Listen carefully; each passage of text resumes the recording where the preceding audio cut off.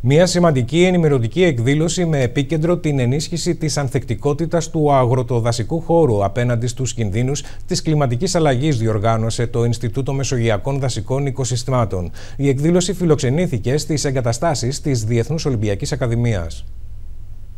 Να φωνάξω τον κύριο Ευάγγελο Κουντούφα, τον Γενικό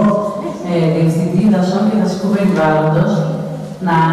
κάνει ένα σύντομο χαιρετισμό και να κηρύξει την έναρξη της ημερίδας. Η πολύ ενδιαφέρουσα ενημερωτική εκδήλωση του Ινστιτούτου Μεσογειακών Δασικών Οικοσυστημάτων του Αλγό Δήμητρα πραγματοποιήθηκε με επιτυχία στις εγκαταστάσεις της Διεθνούς Ολυμπιακής Ακαδημίας στην αρχαία Ολυμπία. Η εκδήλωση είχε ως στόχο την ενίσχυση της ανθεκτικότητας του αγροδασικού χώρου απέναντι στους κινδύνους της κλιματικής αλλαγής και αποτέλεσε μια μοναδική ευκαιρία για την διάχυση σημαντικών γνώσεων και καλών πρακτικών για την βιώσιμη διαχείριση του φυσικού αλλά και του αγροτικού τοπίου στη Μεσόγειο. Μια ημερίδα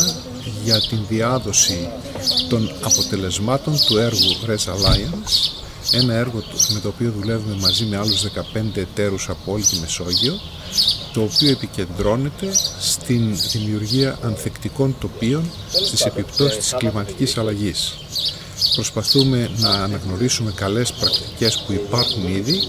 προέρχονται είτε από την έρευνα αλλά πολύ περισσότερο από την πράξη, πολλές από αυτές προερχόμενες και από την παράδοση που έχουν οι διάφορες χώρες, να αναδείξουμε αυτές τις πρακτικές οι οποίες μπορούν να είναι πολύ χρήσιμες και μάλιστα να ανταλλαγούν μεταξύ των κρατών. Ένα παράδειγμα να δώσω,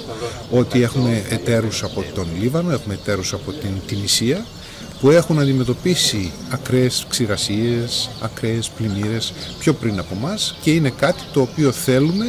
να δούμε τι κάνουν, πώς κάνουν αναδάσωση σε δύσκολες συνθήκες, σε ημιερημικές συνθήκες και ούτω καθεξής, γιατί πολλά από αυτά τα φαινόμενα μπορούν να έρθουν και σε περιοχές της χώρας μας και σε άλλες περιοχές της Μεσογείου. Η δράση προσέφερε στους συμμετέχοντες είτε με φυσική παρουσία είτε διαδικτυακά μια πολύτιμη γκάμα πληροφοριών για την προσαρμογή των παραγωγικών μοντέλων στις περιβαλλοντικές προκλήσεις. Ενδιαφέρον είχαν και οι επιτόπιες επισκέψεις σε έναν αμπελώνα εινοποιείο και σε μια μελισσοκομική μονάδα, οι οποίες ανέδειξαν στην πράξη ανθεκτικά αλλά και βιώσιμα παραγωγικά μοντέλα. Βρισκόμαστε στον χώρο της Διεθνής Ολυμπιακής Ακαδημίας που μας φιλοξενεί σήμερα σε μια ημερίδα που οργανώνει το Ίδρυμα Αγροτικής Έρευνας, το Αλγό Δήμητρα, το Υπουργείο Περιβάλλοντος και Ενέργειας μέσω της Γενικής Διεύθυνσης Δασών και Δασικού Περιβάλλοντος, με σκοπό να μπορέσουμε να αναπτύξουμε ορισμένες καλές πρακτικές για την ασφάλεια δασών και δασικών εκτάσεων, αλλά κυρίως και γεωργικών καλλιεργειών και γενικότερα του φυσικού περιβάλλοντος. Υπάρχουν ομιλίες και ημερίδες και στην ημερίδα μέσα ομιλίες οι οποίες είναι ιδιαίτερα περιεκτικές στα πλαίσια αυτά των καλών πρακτικών που χρησιμοποιούμε στο ευρωπαϊκό πρόγραμμα αυτό,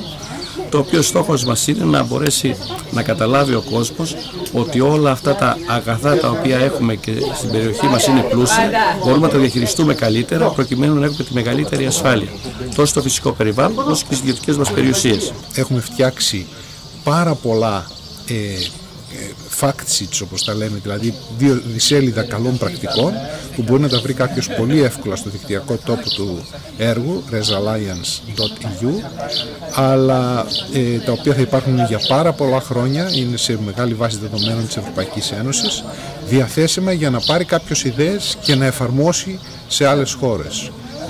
Είναι πολύ σημαντικό αυτό, γιατί δεν χάνεται έτσι η παράδοση, δεν χάνεται έτσι